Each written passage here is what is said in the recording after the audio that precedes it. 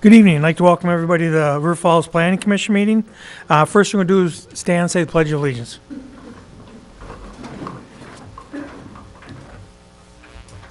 Pledge allegiance to the flag of the United States of America and to the republic for which it stands, one nation, under God, indivisible, with liberty and justice for all. Okay, should we have a roll call?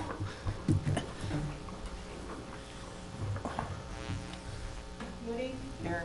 Reese? Here. Melissa? Here. Cecil? Here. Here. Mayor. Don't forget the mayor. I'm here. God, always last. Next, we'll have approval of the minutes from the February 6th meeting. I move approval. Second. All in favor? Aye. Opposed?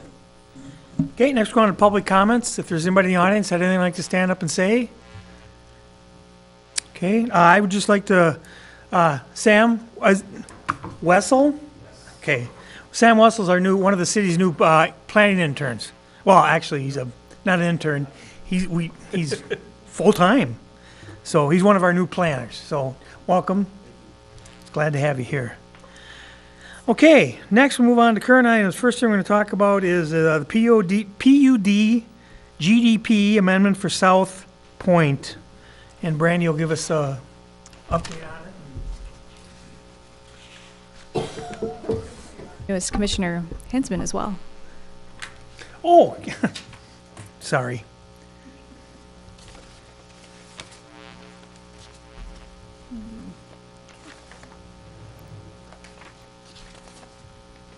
Okay. Well, thank you for coming out in the snow tonight.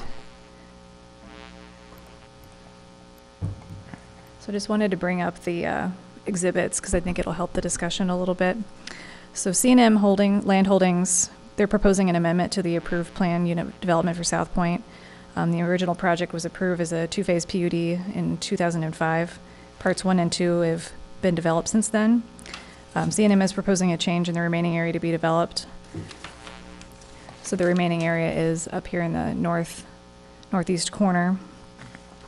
If the GDP is approved, this GDP is being submitted in lieu of the preliminary plat. So the proposed amendment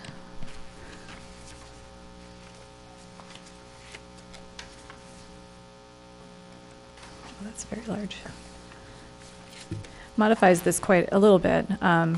The area along the top is still slated for single-family homes, but the remainder of it is now altered to be a smaller lot, senior-focused single-family homes. Two of them, these two purple ones, are front-back duplexes. In the previous version of the PUD, we had a bit of open space in the middle of the block, and so now this is more of a higher dense scenario. So one of the features of a planned unit development is that we're able to provide options such as this by being a little bit more flexible with our development requirements. And so in the memorandum, I itemized those areas that this particular development deviates from our standards. I think I have a lot by lot itemization of where they are deviating, and I think I left it over there, but if you want me to go through that lot by lot, I'd be happy to. But in general, what we're seeing is that there are some reductions in the 5-foot setback for the single family, rear yard setbacks. The fact that we've got two duplexes side by side is a deviation, and the minimum lot size of 7,500 square feet is also a deviation for a number of these smaller sized lots.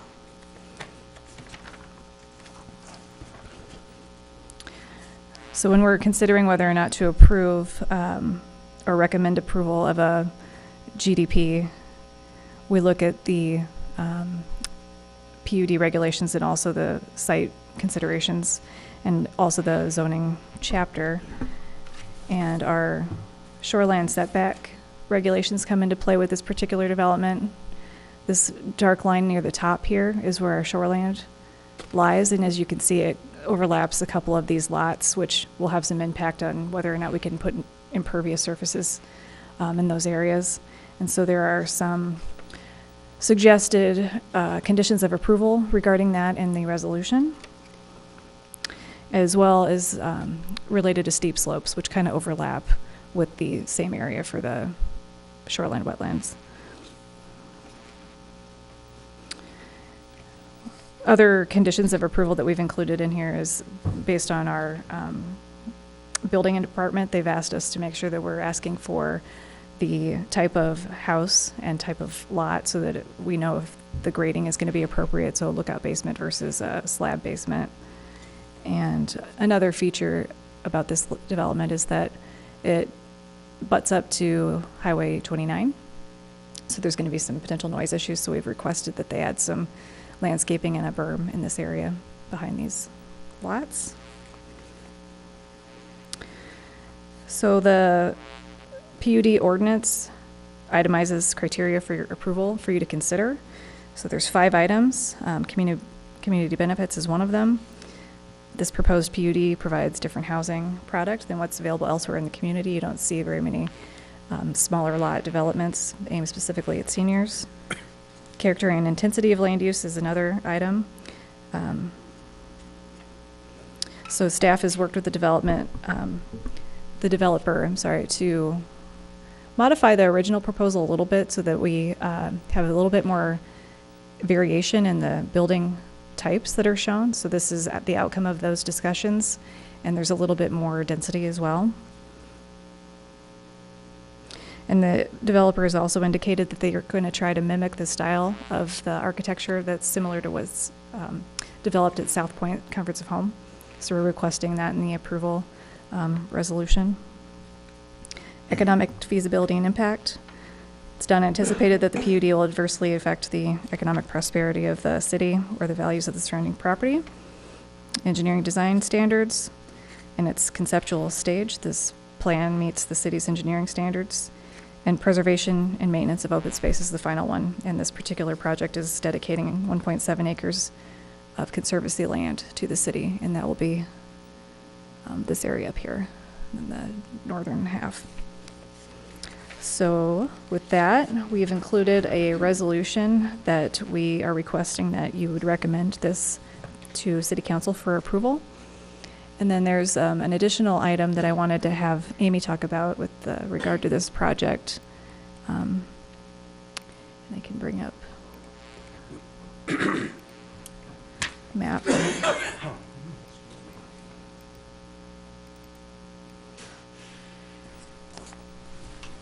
Thanks, Brandy.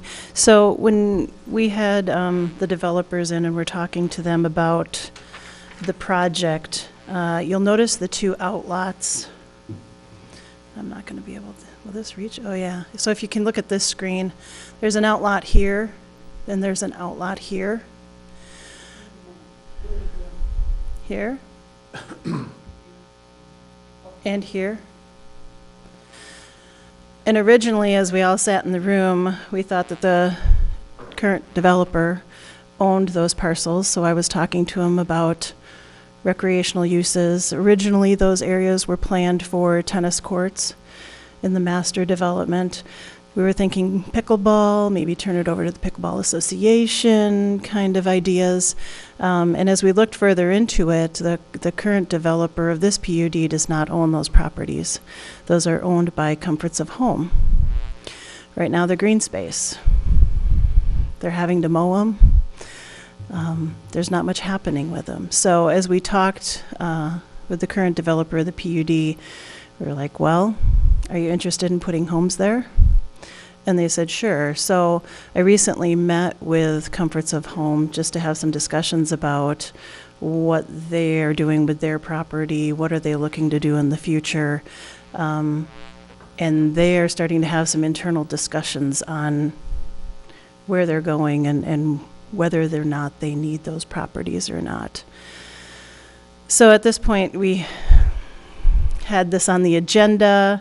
The developer was okay with pulling it off, and we said, well, let's take it to Plan Commission, have the discussion with them, and see if you're looking to approve the GDP as it's proposed today. That's great. And if you're okay with staff taking the lead on these outlots, should they come forward prior to council's approval, we can sure do that. These two outlots are fairly simple. They're not that large. The one on the right, the developer thought they could probably get a house on. The one on the left, obviously they could. There is the area, if you can take a look at the screen again down here, this area, in fact, do you have the, maybe I'll switch over to the, oh, was it up? I'm trying to get to the The second. aerial, the current aerial. Do you have that up? There you go. Yep. So if you take a look here, this area down here is Comforts of Home as well. And, you know, they had changed their plan when they were building up on this side, and so now there's this area vacant lot. This area was supposed to be a larger community center, which has not been built at this point either. So whether the developer of these lots would be interested in this is kind of up for discussion at this point too. So I guess what I'm looking for is your approval, if you're inclined, on the current GDP, and to allow staff to take the direction if something should work out between the developer and Comforts of Home in the next month or so, before this goes to council. Quick question for you, Amy, or maybe for the developer. On the lot that's larger of the two as you come through on Square Tail Street, would they be thinking about an additional single family in there, or Joe or Mr. Plummer? Yeah. Okay, so that'd be single family, and then the other one may not be big enough, so they may just Have sort you of guys taken a reshuffle look the at that? deck. It would probably just make the spacing 50 bigger. Oh, so if we switch back now, You try Brady, to, which you'd one kind was of I on? absorb it. You probably wouldn't add another unit unless maybe it fit, but probably not. Spread them out more. Could I ask also the developer on the stuff that you're targeting for the senior stuff, the senior housing, about, I won't hold you to it, Matt, but about how many square feet per unit are you thinking? They vary from 12, 14, okay. Okay. I think it's a great use of the space. 2 bedrooms, but there's probably a half dozen. Okay. Most of the 2 bedroom, average is 5 to 75. Grade on slab, or slab on grade kind of stuff. So can I ask, on the bigger of the two pieces that Comforts has, if you would absorb the one on the right, the one on the left that's larger, would that still be one of the smaller homes? Or might that be similar to what's already in existence? It'd be a single family, and probably the lot would be sold. Like that we do, and that's Okay, kind of up to the owner. okay. of that. So, It's not going to take a large. okay. I have a question about the conservancy area. It isn't good for building on at all anyway, is it? No, So what there's they're steep slopes. giving the city is what they can't use. Are they planning to put a trail through there? No, the city at this point, even on the north side of this creek, hadn't planned trails in this area. It's my understanding we already have property adjacent to this that they're gonna, Put a trail on? no, that they're gonna contribute. So the 1.7 acres they're turning over to the city for conservancy will also connect to another parcel, if I've got that right, To the that north. we already have. Okay. in But I don't think the Conservancy. slopes allow for trails, unless you got suction cup shoes. You'd be walking like this. Yeah. Yeah, that's my point, is that they aren't really giving the city anything except some property they couldn't use that will have to be maintained in some way, right? However, this is steep slope areas that, yes, we do not want development on. Right. So it's, Really couldn't do development on steep slope, right? and we don't want it there, yes. But it's passive land, not active land. So is there any little green space with these really close houses, other than that little yard? Do they maintain their own yard, or is that done by an association? It's going to be owned by association, I believe. Yeah, the center, I'll see if I can borrow your little pointer here.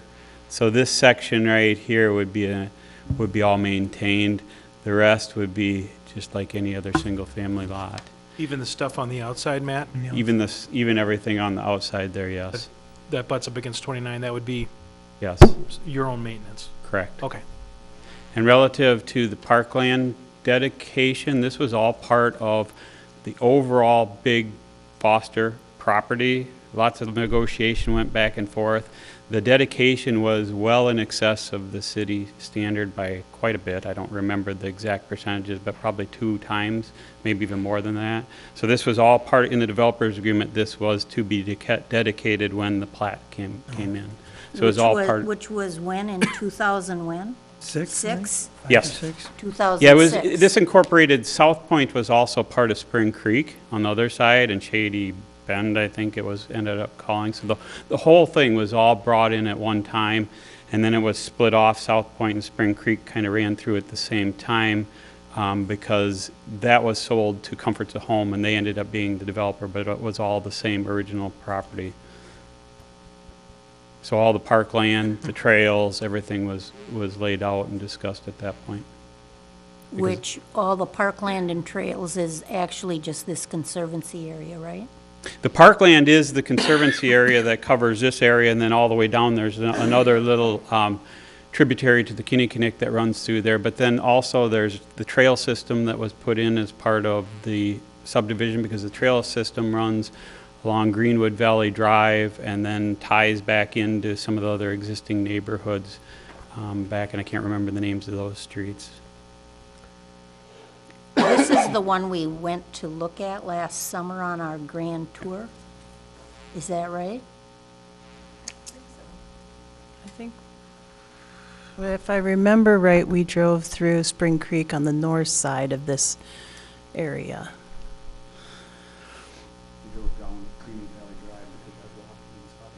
Yes, we did wave at you. Okay, Just for clarification, the 2 purple buildings up there, or the 4, okay, that was going to be an open space at one time? There was open space down along this area in their first proposal. Oh, so it wasn't the whole purple area? No, Okay. it's actually, you can see it right here. It's kind of in the middle of the block. It's just a little bit, a little bitty outlet. I think it's stormwater management area. Let's see, what does it say here? And there's still some area there? Green. Or there's no area there now? There is no area there now. Pond. And then at one time, somebody said something about tennis courts, pickleball courts, those have gone now too? The tennis courts were originally slated for these outlots. Oh, okay, thank you. Yeah. any other questions? So, Amy, what you guys want, you're looking for the resolution we have, then knowing that if in a week or two, you guys figure out those 2 outlots, that'll go right on with this to the council, right? Does everybody understand that? But we're not gonna change the PUD. Well, the boundary would change to maybe the middle of the street, but not include the one on the left? Or would the PUD go over to the, So the developer will need to resubmit the PUD for us, yes. Okay. all right, because I don't know It's that I just want the that same- staff can handle it if you're okay with that and not having to bring it back through Plan Commission. Right, Yeah, okay. yeah, I'm okay with that. So, any other questions? We understand that now? Okay. I'll entertain a motion then. I'll make a motion to approve the resolution to amend the GDP for South Point First Edition. Second. Questions or comments? All in favor? Aye. Opposed? Okay. Okay, next we'll go on to the final plat for Villas of Sterling Ponds, Phase 3. Okay. So this is another one that started many years ago. Recently, GMTZ LLC applied for the final plat approval for Villas of Sterling Ponds Phase 3. The preliminary plat for the entire development was originally reviewed and approved by the Plan Commission in 2003. Last spring, Plan Commission and Council approved an updated preliminary plat for Sterling Ponds, which included Phase 2 and 3, along with the 5-year extension of the preliminary plat to complete all phases of the Sterling Ponds development.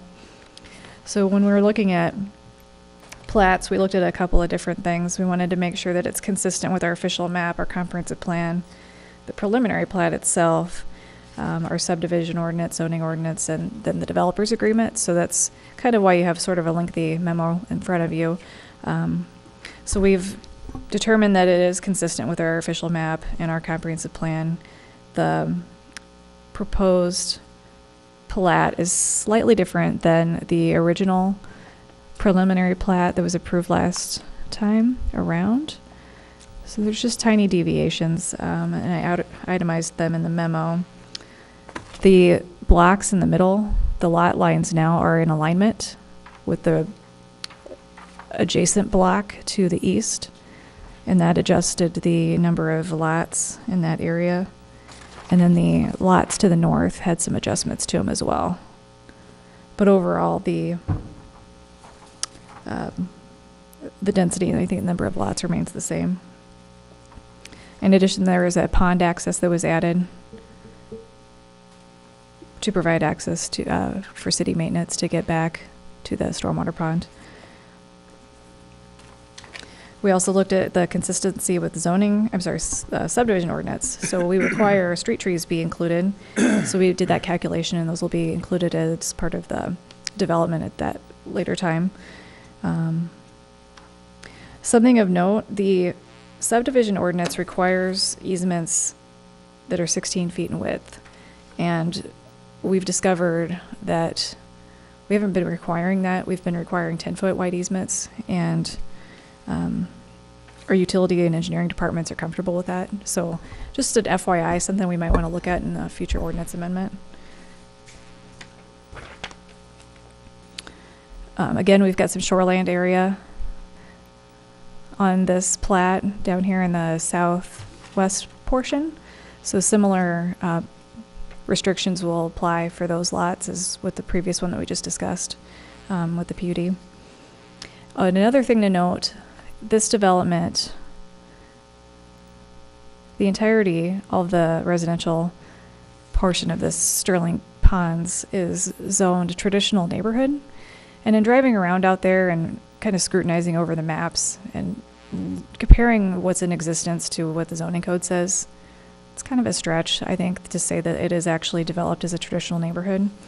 And I've got some notes that we decided not to bore you with and do the staff report, but we think that it could be potentially rezoned in the future if we wanted to take a look at that and maybe be a little bit more align it more with the single family and multifamily zoning districts, and then potentially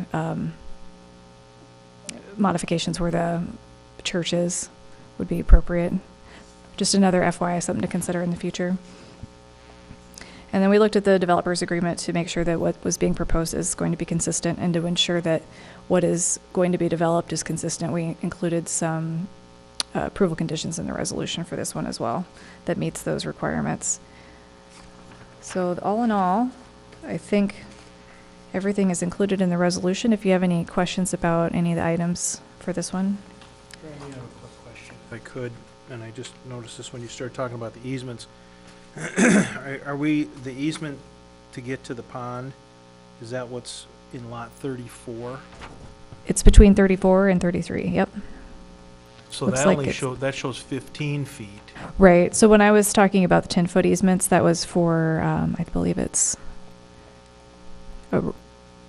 around the exterior of the Oh, individual okay. lots. Okay, all right. Okay. Will the city retain, if you look at the other portion where the city retained the buffer between the homes and the corporate park for a berm, will the city do something similar to that? Oh, the open space here on the west side? Yes. I think that's already in our ownership. Okay, so then they'll do something just to buffer it between, Oh, well, that did not come into, between the Business. between Yeah, the businesses? You know, potentially that corporate park will hopefully be filled with industry.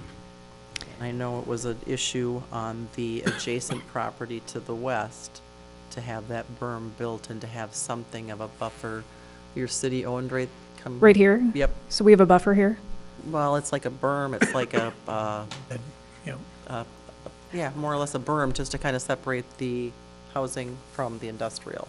Okay, that I did not include in here, so that would be something we could include as a amendment to the resolution. In this case, the stormwater pond is fairly That pond, sizable. yeah. And that's what's right behind Behind, these so it's down. houses. these- the new development. So I don't know Okay. that a berm would work there, Okay. but it would, it would provide space. Okay. It's gonna space out between that and the, Landscaping has been installed too around that stormwater pond as well. There's already landscaping out there. I would agree that the distance is significant in the stormwater pond, and typically when we think of the industrial zoning, the businesses that are out there are much more corporate park than, I mean, to me, it's a favorable thing to live next to. You've got, it's busy during the day, it's quiet at night, right? and weekends. Weekends. for the most Well, part. that was the argument the city made when they came together with the residents. But the residents very strongly wanted that buffer of some sort. I don't know about the pond at the time. But anyway, we said, sure.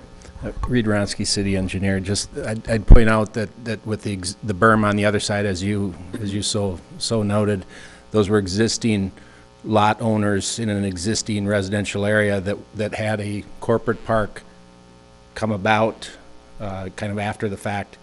These new lots here, people will be buying those, deciding what to do in their backyard, looking at the situation, looking across the waterway and pond and deciding if that fits their Okay, so their that- desire for a lot, their new lots, so Just buyer, like null and buyer void. will see exactly what's going on, whereas these other people had it changed on them. Yep. Any more questions for Brandy? Otherwise, I'll entertain a motion on this. I'll make a motion that we approve the resolution regarding final plat of Villas of Sterling Ponds, Phase 3. Second. Questions or comments anymore? Otherwise, all in favor? Aye. Opposed? Okay. Next, move on to some updates and some information. First thing we'll have is we're gonna have a gravel parking presentation by Max, is one of our planning interns. He's gonna give us a riveting presentation on gravel spaces.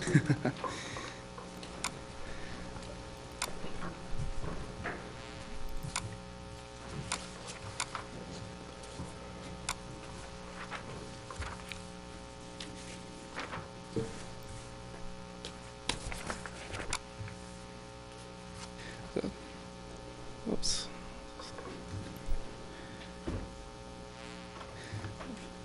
Thanks for having me. I'm Max, city planning intern. Over the summer, I was tasked with taking inventory of gravel parking spaces around the city of River Falls. According to the ordinance, all on and off street parking must be paved with concrete, bituminous concrete, bituminous roll mix, anything that's dustless. There have been a few, this hasn't really been a urgent thing that's been looked at from the city, but there have been a few properties that have been of concern, and that you can see gravel running off into the stormwater system. And so I went around and I took inventory of, I would say, most parking areas. So I started from the north side of the city, and I just worked my way down, going through every street. And I kept track, took pictures of the different spots.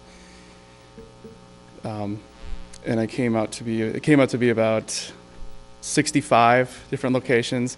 This has been updated since the report was written. I found 2 a couple days ago and added them. So I basically wrote the address down, took a picture, marked it on the map, and then I referenced it with GIS information, parcel information to make sure the addresses were correct. And then I put them in a Excel spreadsheet here. They're listed alphabetically, or red number in this case, and then 2 at the bottom are added as of recent. There were 2, most of them were residential, 2 of them were part of the university, and then there were 3 business lots. And then, let's see, pull it up here. So like pictures of the parking lot that correspond with the different spots. And then with all that information, I made a map. Zoom in here.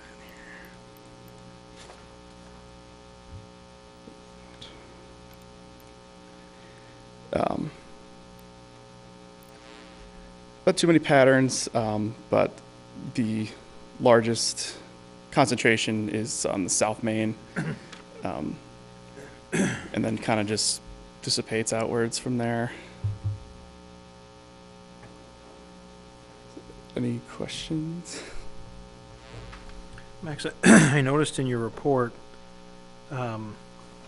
that in addition to gravel parking being an issue with the city code, according to the DNR, who I don't always agree with, gravel or loose parking material does not effectively infiltrate water, which can lead to stormwater runoff.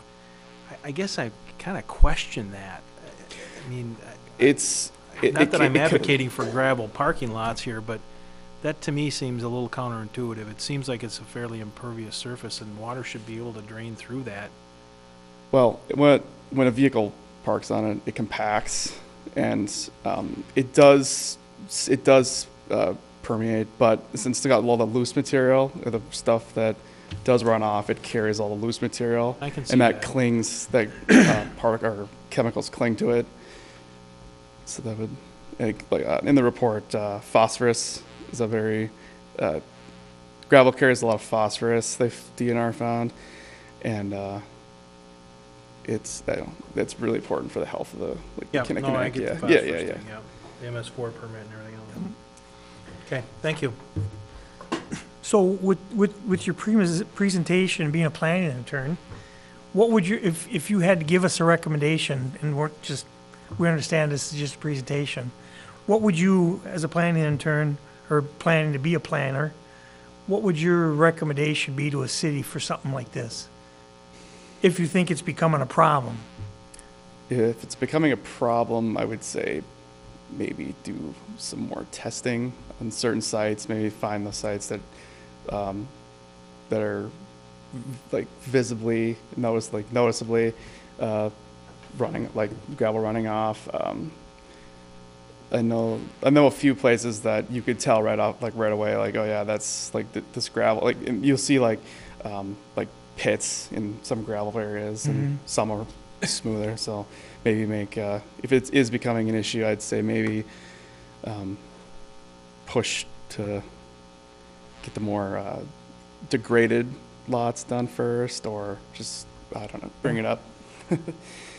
So would you recommend going forward that we don't let this happen anymore? We don't let people put in, I mean, I'm assuming now it's more, I don't think we do.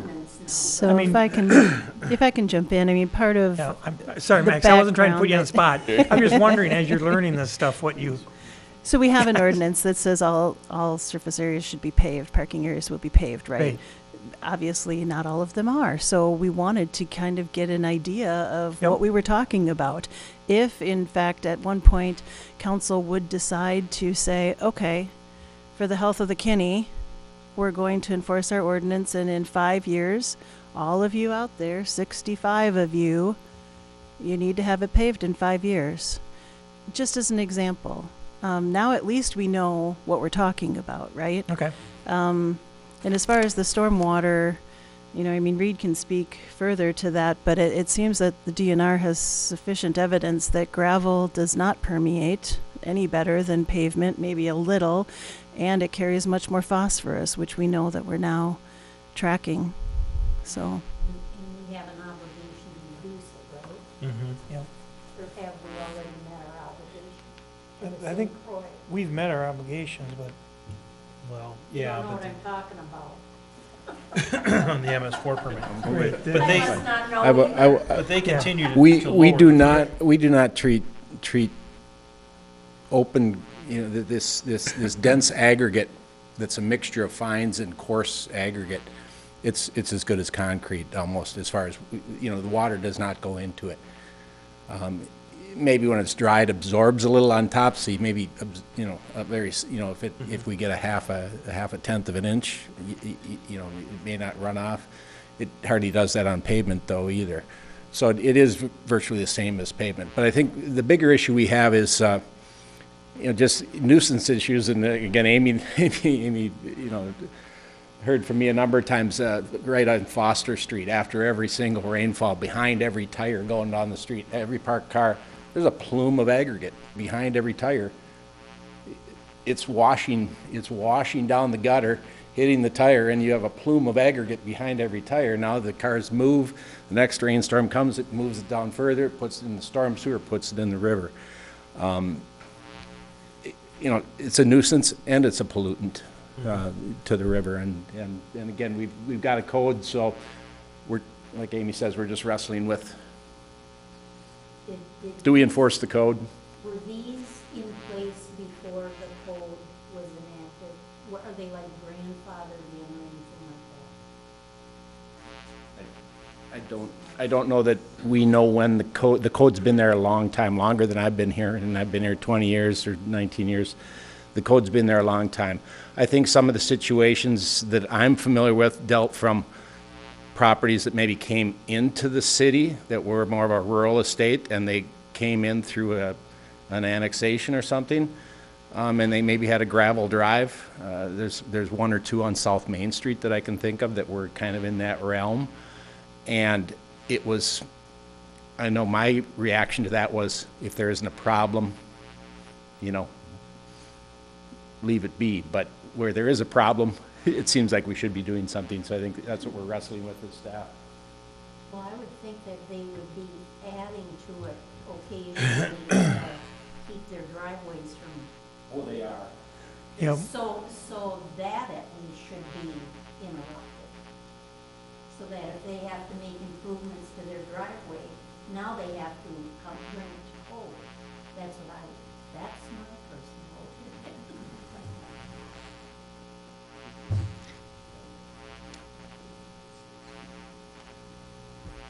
opinion. The two that are in the university, if I got them right, 63 and 61, are right on the South Fork. They're really Those close. They're back. like touching it pretty much. We should, if we're gonna start somewhere, I think those should be two we should start with almost immediately, having conversations with the university about that. Mhm.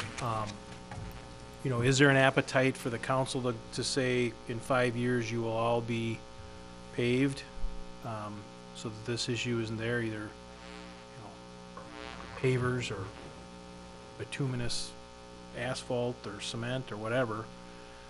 I don't know. I don't know that I would be opposed to it, but it certainly is gonna ruffle a lot of feathers. But at the end of the day, a lot of these, Reed, your comment though, Reed, about, South Main, there might be one or two that are below the map, but I don't think any of these, especially around Lake George or in the center of town, sort of south of Lake George, south of Cascade, those are original to the plat. the city. I mean, so they somewhere along the lines just didn't, we either didn't enforce it, which, you know, that may have happened, or they just didn't care and did it. So to go back now and try to catch those up in the next 5 years, putting those property owners on notice probably is a place to start.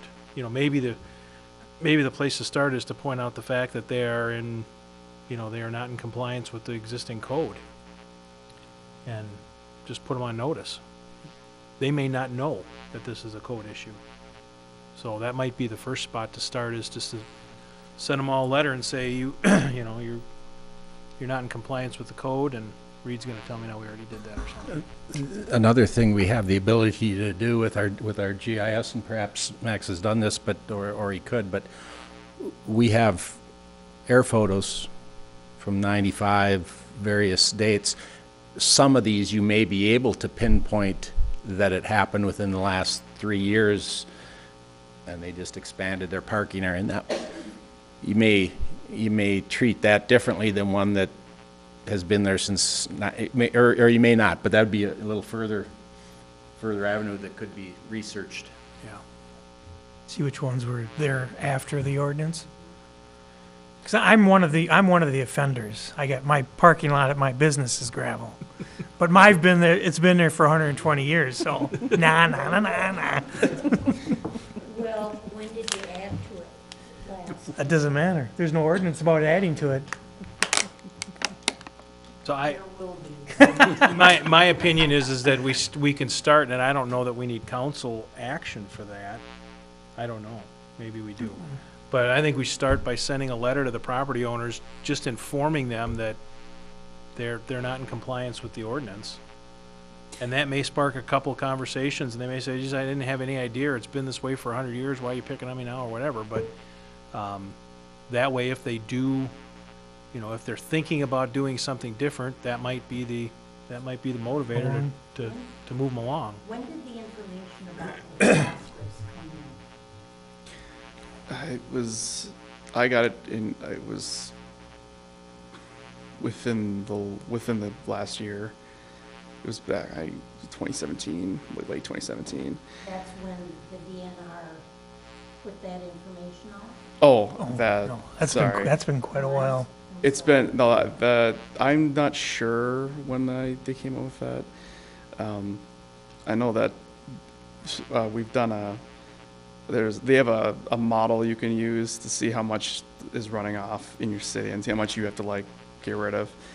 But I'm not really sure when they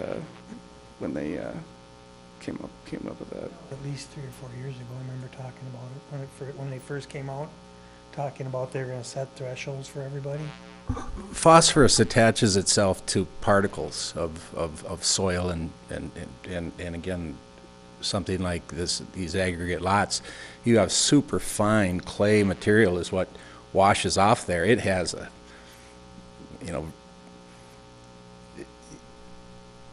the whole outside can be coated, with phosphorus. It has a great ability to pick up phosphorus and take it. That's how phosphorus gets transported, is usually attached to a particle of soil. So that's I'm sure where these numbers are coming from.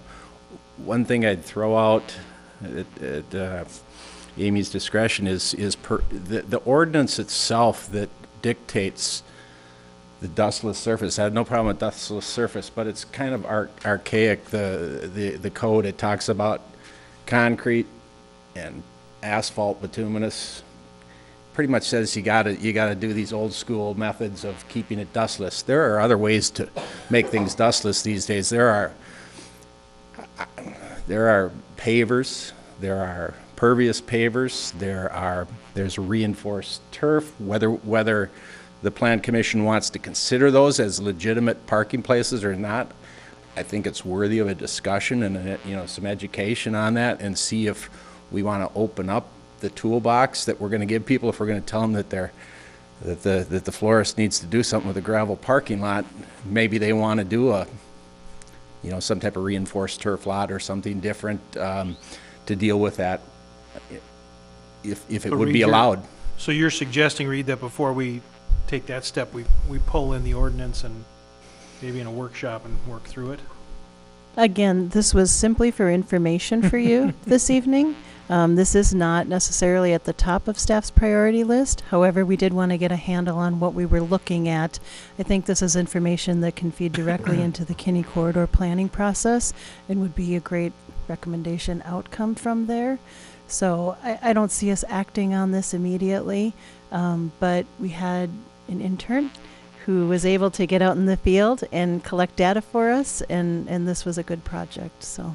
Okay. Just to Okay. top it off, I'd love to have you pull together some alternative surfaces, including the one where the grass grows between whatever that's called. What is that? Well, anyway, just some suggestions so that when Glenn decides to deal with it, we have that at our fingertips. Thank you. Will do. Thank you. Thanks, Max. Next, we'll go on to Community Development Annual Work Plan Report. Amy will give us an update.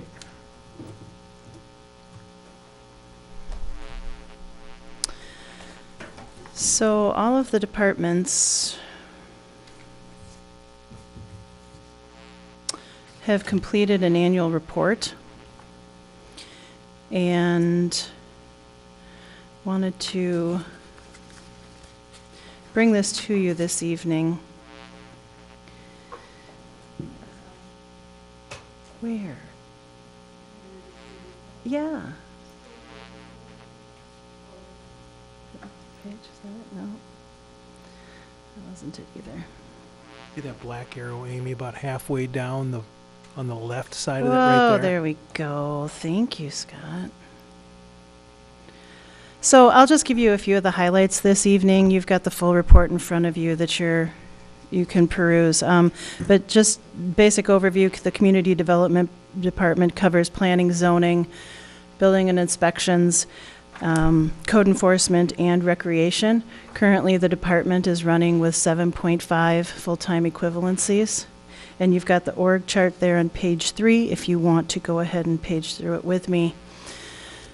Probably the next 2 pages I would spend the most time on. So these are some indicator pages that I had pulled out that we're going to just track through time. So you'll see these in every annual report from now on. They're separated between development, recreation, and then I also dove into our community survey a little bit. So if you take a look at the development column, we've got the total building permits, we've got construction value, square feet of commercial industrial that came on last year, single-family lots approved, platting, development review, the zoning permits issued, and then grant funds awarded. So just a snapshot of numbers from the development side of the department. On the flip side, you can see on the right-hand side, there's the recreation numbers. Again, we've got some revenue columns coming from the campground, the shelters, and the activities within recreation. And then the activity breakdown towards the bottom there of how many enrollments are within each activity grouping that you can see there. Down at the bottom, I mentioned the community survey, so this is something that I believe we do every 2 years as a community, so we can look further back into data as well. But I just pulled out some of those community characteristics. How were people thinking about new development, housing options, public parking? Can they travel by bicycle in the community? And the overall natural environment. And then also there's specific questions to how folks feel about code enforcement, economic development, and our recreation programs.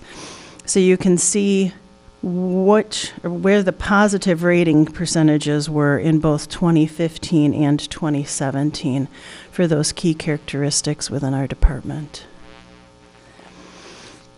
On the flip side, page 5, just highlighted a few of the major projects that the department is involved in right now. Obviously, the Kinney Corridor Plan will be a big player, was a big player last year, will continue to be a big player for us this coming year.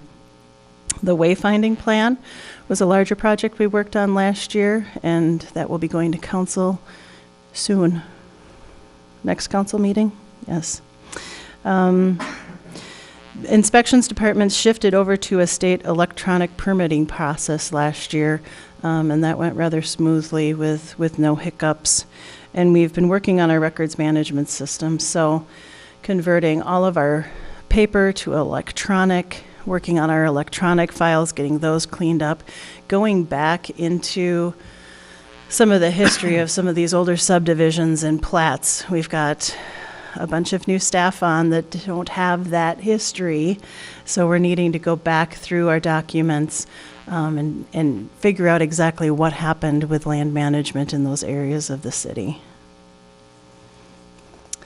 The next few pages talk about city council goals, administration's work plan, mission and value statement for the department, and then description of the positions within the department as well. I'll skip forward to page 13 though. You'll start to see a breakdown on that page about the partnerships and public outreach. You'll notice the community development department really reaches all facets of the community. The interest that we have is not only land use and zoning, but also the health and well-being of our citizens.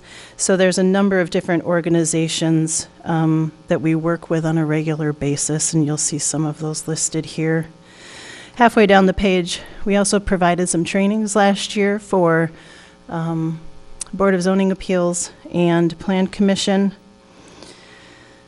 And then I'm just going to keep a running tally there at the bottom of the page of grant revenues. So you'll see the grant revenues that the department pulled in from 2015 to 2017. With Tony retiring, who's going to be our grant writer now? Well, Brandy did one this year. Oh, good for you. Yeah, cross your fingers. So, Amy, when it Yes. said on this grant unfunded, what does that mean? That means that they promised it but then give us the money? The last one, Lake On the George bridge. Bridge. they did not promise it. We did put in that application, but it was not funded. Oh, I see what you mean. Yep, We just didn't get the grant. correct. Okay, thank you. Yep. So the next couple pages, committee and work assignments on page 14, you can see a list of the 7 public committees and boards that our department staffs within the city. Obviously, Plan Commission is on that list. And then a number of them that we work on outside of the public. So those are some of the internal committees, and a few external ones that we're also involved in. And again, we're probably a department that's heavy in that area of work as well for the community. I don't see Sam's name on any of those yet. Not yet, but you will next year. The last page, just overarching some of the 2018 development or department goals. Again, in that overall department, again, it's going to be the records management, and Sam is knee-deep in the old subdivisions, trying again figure out what happened a number of years ago. And then you'll see a number of highlighted items straight from the administration work plan, such as the Kinney Corridor Plan and Glen Park implementation, which is continuing this year. So with that, I'll answer any questions that you might have. No? Okay, thanks, Amy. Yep. Next, we're going to development and review update with Brandy once again. Yeah, so we've had a couple so far this year submitted to us. Glen Park Pavilion was one of them, and that's been approved by staff. The other 3 that are currently in the works, going through the approval process, is the expansion to CBTC, and Dick's Fresh Market is proposing an expansion as well, and so is Juniors. They want to expand a patio onto the backside of their hotel facility, so it would cover a stormwater area and not take up any additional parking. It's actually a pretty neat plan. That's what's in the works now. Any questions about any of those? I can tell you more about them. Okay. Oh, let's see, and then the next planning commission meeting will be May 1st, next month. That's about it. Make a motion, we adjourn. Second. All in favor? Aye. Opposed? Okay, now we're gonna move into our training room for our workshop.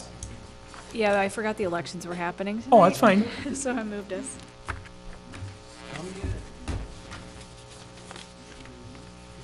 Oh, We're starting college students. yeah.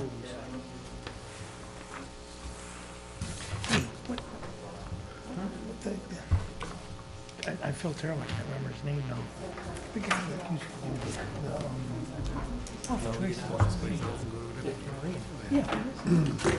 he doesn't do anything. Thank you for sharing that. Doesn't? Well, because I was looking at Powerful Choice, it has Amy's name there. Amy? Come here.